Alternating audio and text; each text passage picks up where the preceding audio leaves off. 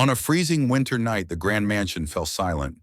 Ethan, the heir, trembled on his luxurious bed, his lips turning blue. Beside him, Lila, the 14-year-old daughter of the maid, sat up when she heard soft sobs piercing the darkness. She quietly walked closer and found the boy curled up, terrified by a cold nightmare he couldn't escape. Without hesitation, Lila pulled the blanket over him, then lay down on the icy marble floor right next to his bed. A moment later, Ethan whispered, "Why are you here? Because you were cold and because no one else heard you." The blue light from the doorway cast across the girl's face, pure, determined, like a warm glow in the middle of a winter night. But before we continue, make sure you subscribe to the channel and comment where you're watching this video from. We'd love to know how far our story has traveled. The Reynolds mansion stood like a fortress on the hillside, its tall windows glowing amber against the night. Inside, CEO Thomas Reynolds and his wife lived with their only son, Ethan, a 12-year-old boy who had grown fragile after a brutal illness the year before. The doctors said he would recover, but his spirit seemed slower to heal than his body. Lila and her mother, Mrs. Marin, were the household's most loyal help. They lived in a small room in the basement where the walls were painted a faded cream and the ceiling hung low. But it was always tidy, always warm. Mrs. Marin kept a single lamp by the window, and every evening she and Lila would sit together, folding laundry or reading quietly before sleep. Lila was different from the other staff. She didn't speak much, but her eyes were always watching, always learning. When her chores were finished, she would sit in the long hallway near the library, a book open in her lap, her legs tucked beneath her. She loved stories about faraway places, about people who changed the world not with power, but with kindness. Ethan often saw her from a distance. He would stand at the top of the staircase, gripping the banister, curious about the girl who didn't belong to his world, but somehow fit into the quiet corners of it. She wasn't like the tutors who spoke to him with forced cheer, or the nannies who treated him like glass. She was just there, present, real. One golden afternoon, when the sunset poured through the tall glass windows and turned everything soft and orange, Lila was cleaning the playroom. Ethan's broken toy robots were scattered across the carpet, pieces of plastic arms and twisted wires lying in silent defeat. She knelt down and began putting them back together, her small fingers working carefully, patiently. Ethan entered the room and stopped. He watched her for a long moment before speaking. "You don't have to fix those." Lila looked up and smiled gently. "I know, but they look sad just sitting there, broken." He sat down across from her, his thin shoulders hunched. She handed him a tiny screwdriver, and together they worked in silence. The light shifted across the floor. Dust floated in the beams like snow. After a while, Ethan's voice came out small and uncertain. "Do you think I'm weak?" Lila paused. She didn't look at him right away. Instead, she turned one of the robots upright, its crooked head now steady. "Why would I think that? Everyone does. My father's assistants whisper it. The doctor told my mom I need to be stronger. Even the kids at school used to say it before I stopped going." Lila set down the screwdriver and met his eyes. Hers were calm, serious, like someone much older. "I don't think you're weak. I just think you're lonely." The words hung in the air. Ethan's throat tightened. No one had ever said that before. No one had ever seen it. From that moment, something invisible formed between them. A thread, quiet, unspoken, but real. When Lila stood to leave, she draped a soft blue knitted blanket over Ethan's shoulders. It had been folded on the back of the couch, forgotten by everyone else. But she noticed. She always noticed. "You should keep this," she said. "It's warmer than it looks." Ethan held the edge of the blanket and nodded. He watched her walk toward the door. Her footsteps light her presence, lingering even after she was gone. That blue blanket stayed with him. He kept it on his bed every night. And when the house grew cold and silent, when his parents were working late, and the staff had retired to their quarters, he would pull it close and think of the girl who saw him, not as the heir to a fortune, but as a boy who just wanted to be understood. There are people in this world who heal others, not with medicine or money, but simply by being present. Lila was one of them, and Ethan was beginning to realize that presence, more than anything else, was what he had been missing all along. Rumors spread through the mansion like frost creeping across glass. The staff whispered in the kitchen, in the laundry room, in the narrow hallways where shadows gathered. Ethan had caught a severe cold, they said. Someone had gone into his room at night. Someone had been careless. Mrs. Reynolds was furious. Her voice echoed through the marble floors, sharp and accusing. She summoned Mrs. Marin to the drawing room, where the afternoon light slanted cold and pale through the tall windows. "Your daughter was seen near Ethan's quarters after hours?" Mrs. Reynolds said, her arms crossed tightly.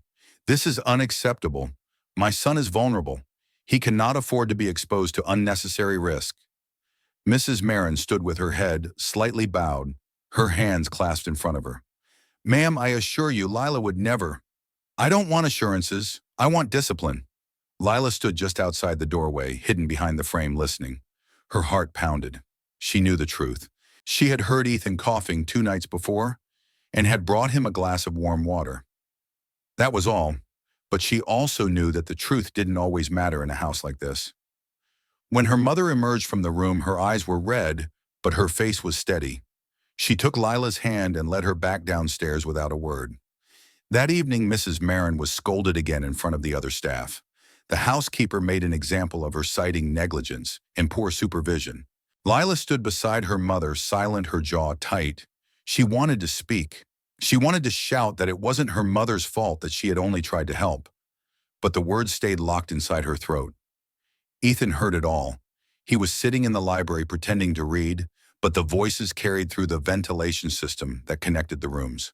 He heard his mother's anger. He heard the housekeeper's cold reprimand.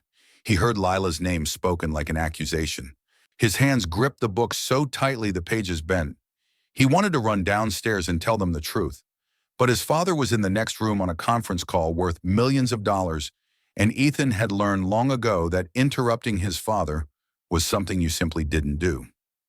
The next morning, Thomas Reynolds called Lila into his office. It was a room she had only cleaned from a distance, never entered. The walls were lined with dark wood. The desk was enormous. Behind it sat a man who looked at her the way you might look at something small and inconvenient. "You're Mrs. Marin's daughter," he said. It wasn't a question. "Yes, sir." He leaned back in his chair, his fingers steepled. "I've been told you've been spending time near my son's room. That stops now." Lila's breath caught, but she kept her expression calm. "I was only trying to help him, sir. He was—" "I don't care what you were trying to do." His voice was ice. "You're the help. You have a role here, and it doesn't include my son. Do you understand?" She nodded slowly. "Good. You're not to go upstairs anymore. If I hear otherwise, you and your mother will need to find work elsewhere." He dismissed her with a wave of his hand, the way you might shoo away a fly. Lila turned and walked out, her legs steady even though her chest felt hollow. That night she lay in her small bed in the basement, staring at the ceiling. The pipes above her head creaked and groaned. And then faintly she heard it, a cough, thin and persistent. "Ethan." She sat up, her heart pulling her toward the stairs. But before she could move, her mother's hand rested gently on her shoulder. "Lila, no." "But Mama, it's not your responsibility anymore." "Then whose is it?" Mrs. Marin's face was pained but firm. "Sometimes sweetheart kindness gets punished before it gets understood, and we can't afford to lose this job." Lila lay back down, but sleep didn't come. The blue light from the small window above their bed cast shadows on the wall. She stared at them, her mind full of Ethan's face, his quiet voice, the way he had looked at her when she handed him that blue blanket. She thought about all the people in the world who were kind in secret, who helped without permission, who loved without recognition. She wondered if that was what it meant to be good, to give even when no one saw, to care even when it cost you. Upstairs in his grand bedroom, Ethan clutched the blue blanket and coughed into the darkness. He wanted to call for someone, but he knew no one would come. His parents were at a charity gala across town. The staff had been told not to disturb him unless it was an emergency. He closed his eyes and pictured Lila's face, the way she had knelt beside him in the playroom, the way she had said without hesitation that he wasn't weak, just lonely. And in that moment he realized something. Loneliness wasn't just the absence of people, it was the absence of people who truly saw you. He pulled the blanket tighter and whispered into the silence, "I wish you were here."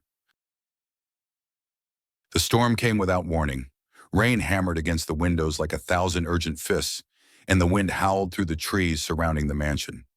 Thunder rolled across the sky, deep and relentless, shaking the very bones of the house. The Reynolds family had left hours earlier for an annual charity gala downtown, a glittering event where the city's wealthiest gathered to write checks and smile for cameras. Most of the staff had been given the evening off. Only a skeleton crew remained, and by midnight even they had retreated to their quarters exhausted and ready for sleep. Ethan lay in his bed staring at the ceiling. His throat burned. His head throbbed. The fever had come on, fast creeping through his body like fire beneath his skin. He tried to call out, but his voice was barely a whisper, swallowed by the storm.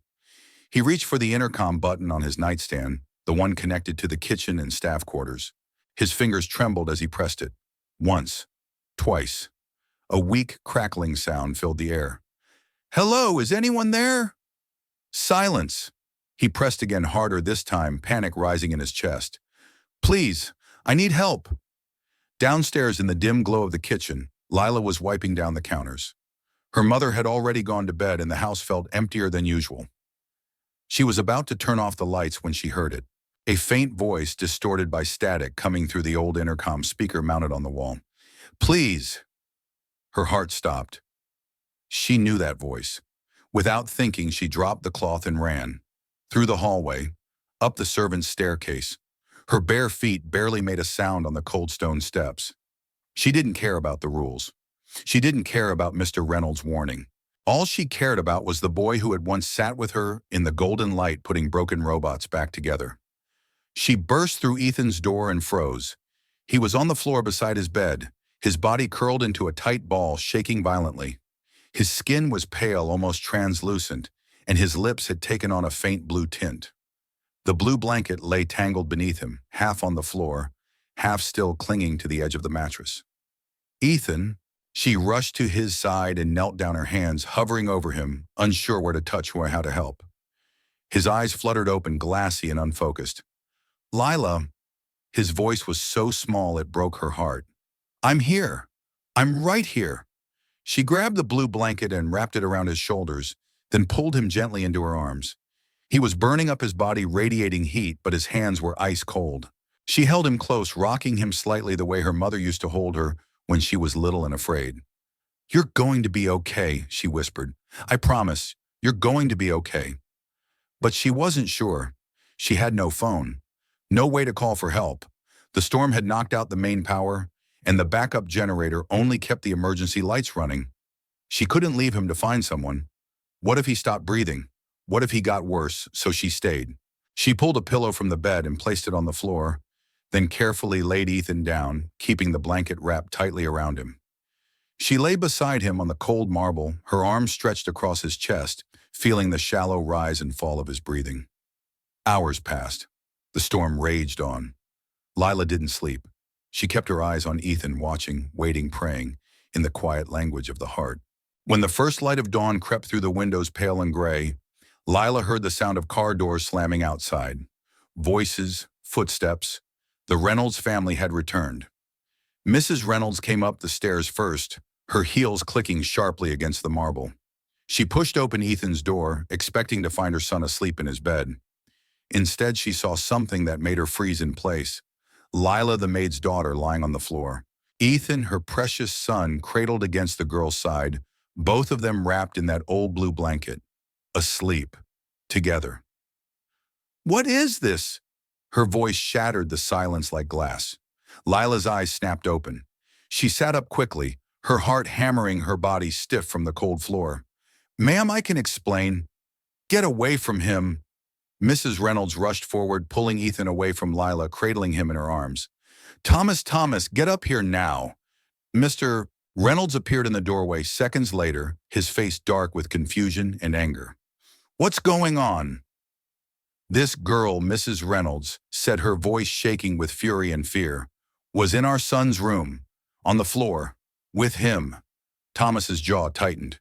He looked at Lila, who was now standing, her hands trembling, her eyes wide but steady. "I told you to stay away from him." "He was sick," Lila said quietly. "He called for help. No one else heard him." "That's not your concern." "Then whose is it?" The words came out sharper than she intended, but she didn't take them back. She stood there small and defiant, her chin raised, her eyes burning with something that looked like both exhaustion and conviction. Before Thomas could respond, Ethan stirred in his mother's arms. His eyes opened slowly, blinking against the light. He looked around confused, then saw Lila standing near the door, her face pale, her clothes wrinkled from lying on the cold floor all night. He pulled away from his mother and sat up, his voice hoarse but clear. She didn't do anything wrong. Everyone turned to look at him. She saved me. His eyes filled with tears. I couldn't breathe. I was so cold. And she stayed. All night. She stayed. He looked directly at his father, his small hands gripping the edge of the blue blanket. If she hadn't been here, I don't know if I'd still be breathing. The room fell silent. The only sound was the faint patter of rain against the window, softer now, the storm finally passing. Mrs. Reynolds stared at Lila. Thomas stood frozen, his expression unreadable. And Ethan, still holding the blanket, reached out his hand toward the girl who had spent the night on the floor, just to make sure he wasn't alone. "Thank you," he whispered. And in that moment, everything changed. Thomas Reynolds stood perfectly still, his eyes locked on the girl who was still trembling near the doorway.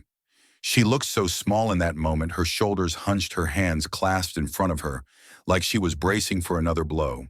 But her eyes, those clear, determined eyes, didn't waver. He had built empires. He had negotiated with presidents and prime ministers. He had commanded boardrooms full of the most powerful people in the world. But right now, standing in his son's bedroom, watching a 14-year-old girl who had spent the night on a cold marble floor just to keep his child safe, he felt something he hadn't felt in years. Shame. He took a slow breath and stepped forward. Lila flinched slightly but held her ground. Thomas lowered himself, bending at the knees until he was at her eye level. His voice, when it came, was quiet, almost gentle. "I was wrong." The words hung in the air like something fragile. Mrs. Reynolds looked at her husband in shock. Ethan stopped crying and stared. Lila blinked, unsure if she had heard correctly. "I judged you," Thomas continued, his throat tight. "I looked at you and saw only what I expected to see, not who you are. And because of that, my son could have—" He paused, unable to finish the sentence. "You saved him, when no one else did. When I wasn't here." Lila's lips parted, but no words came. She had never seen a man like him, a man who seemed made of stone and steel, looked so human. Thomas stood and turned to his wife. "Call Dr. Brennan, now. I want Ethan examined immediately." Then he looked back at Lila. "And I want you and your mother to stay, not as staff, as family." Mrs. Reynolds' hand flew to her mouth. "Thomas, what are you—" "I mean it." His voice was firm now, the CEO returning, but with something softer underneath. "They stay in one of the guest suites upstairs. Lila will have access to our library, our tutors, anything she needs. Mrs. Marin will continue her work, but with proper respect. No more basement quarters. No more being treated as invisible." Lila shook her head quickly. "Sir, we don't need—" "Yes, you do." He looked at her with an intensity that was no longer cold but earnest. "And more than that, we do. This family does." Ethan, still wrapped in the blue blanket, slid off his mother's lap and walked slowly toward Lila. His legs were unsteady, but his purpose was clear. He stopped in front of her, then carefully unwrapped the blanket from his own shoulders and draped it over hers. "Next time I'm cold," he said softly, his voice still rough from the fever, "I want you to be there, not on the floor, next to me, like a sister." Lila's eyes filled with tears. She knelt down and hugged him, and he hugged her back, his thin arms surprisingly strong. Mrs. Reynolds stood and walked over to them. She placed a hand on Lila's shoulder, and when the girl looked up, she saw tears streaming down the woman's face. "I'm so sorry," Mrs. Reynolds whispered. "I should have listened. I should have seen." Lila nodded, unable to speak. A soft knock came at the door. Mrs. Marin stood in the hallway, her face pale with worry. She had heard the shouting and had come running, but now, seeing her daughter wrapped in the arms of the family she worked for, seeing Mr. Reynolds with his hand on Ethan's head, seeing Mrs. Reynolds weeping openly, she didn't understand what had happened.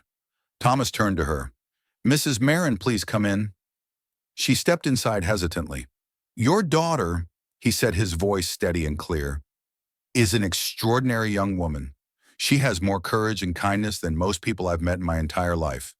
And I owe you an apology. I've treated you both as if you were invisible, as if you didn't matter. But you do. And from this day forward, things will be different." Mrs. Marin's eyes widened. "Sir, I don't—" "Please," Mrs. Reynolds interrupted, stepping forward and taking the older woman's hands in hers. "Forgive me. I was cruel. I was blind. And you didn't deserve any of it." Mrs. Marin looked at her daughter, at Ethan, at the couple standing before her, with faces full of regret and sincerity. Slowly she nodded. Outside, the rain had stopped. The morning sun broke through the clouds, casting soft golden light through the tall windows. It spilled across the floor where Lila had spent the night, illuminating the spot where two children from different worlds had found warmth in each other's presence. Ethan took Lila's hand and smiled. She smiled back, the blue blanket still draped over her shoulders like a cape. And in that room, in that moment, something powerful and quiet settled into place. Not wealth, not status, but something far richer. Trust. The kind that lives between two souls who see each other not for what they have, but for who they are.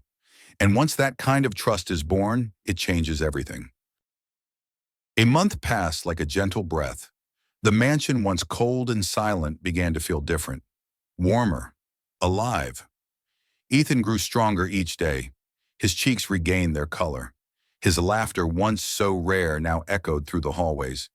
He spent his mornings in the garden with Lila, sitting on the stone bench beneath the old oak tree, reading books they'd borrowed from the library. Sometimes they read aloud to each other. Sometimes they just sat in comfortable silence, watching the clouds drift by. Thomas Reynolds kept his promise. He began leaving the office earlier, sometimes as early as 5 in the evening, something his staff thought was impossible. He would come home and find his son in the garden, and instead of retreating to his study, he would join them. He would sit on the grass, loosen his tie, and listen as Ethan told him about the stories he and Lila were reading. One evening, Ethan looked up at his father and said, "You smile more now." Thomas paused, surprised. Then he nodded slowly. "I suppose I do." Mrs. Marin no longer worked from the basement. She had her own room on the second floor with windows that overlooked the rose garden. Mrs. Reynolds often invited her for tea in the afternoons, and the two women, once separated by invisible walls, began to talk. Really talk. About their childhoods, their fears, their dreams for their children. Lila still helped around the house, not because she had to, but because it made her feel useful. But now her small desk sat in the reading nook just outside Ethan's room, where the afternoon light poured in like honey. She did her schoolwork there, the same tutors who taught Ethan now teaching her as well. One rainy morning, much like the night that had changed everything, Ethan sat at his own desk and opened his journal. He had started writing in it after Dr. Brennan suggested it might help him process his feelings. He picked up his pen and wrote slowly, carefully, each word deliberate. "That night, the maid's daughter taught me something my father couldn't. She taught me that kindness doesn't need a reason, that being there for someone, really being there, is worth more than anything money can buy. She didn't ask what she would get in return. She didn't think about the rules. She just heard someone who needed help, and she came. I don't think I'll ever forget that, and I don't think I'll ever be able to repay her. But maybe that's not the point. Maybe the point is just to pass it on." He set down his pen and looked out the window. Lila was in the garden, folding the blue blanket they had brought outside for their reading session. The rain had stopped and a soft mist hung in the air. She looked up and saw him watching. She waved. He waved back. Later that evening, as the house settled into its quiet rhythm, Lila sat on the edge of her bed and ran her fingers over the blue blanket. It had become something of a symbol between them, a reminder of the night when everything could have gone wrong but didn't, when two kids from completely different worlds realized they weren't so different after all. The wind stirred the curtains. The dim light from the hallway fell across the floor in soft golden stripes. Somewhere downstairs, she could hear the faint sound of Mr. Reynolds laughing at something Ethan had said. She smiled and whispered into the stillness, "Kindness always leaves an echo, long after the moment has passed." And she knew deep in her heart that this echo would last a lifetime. Every heart has the power to warm another, no matter how different their worlds may be. Lila wasn't rich. She had no power, no influence, no grand title. All she had was a willingness to listen to someone else's fear, to sit with their pain, to stay when it would have been easier to walk away.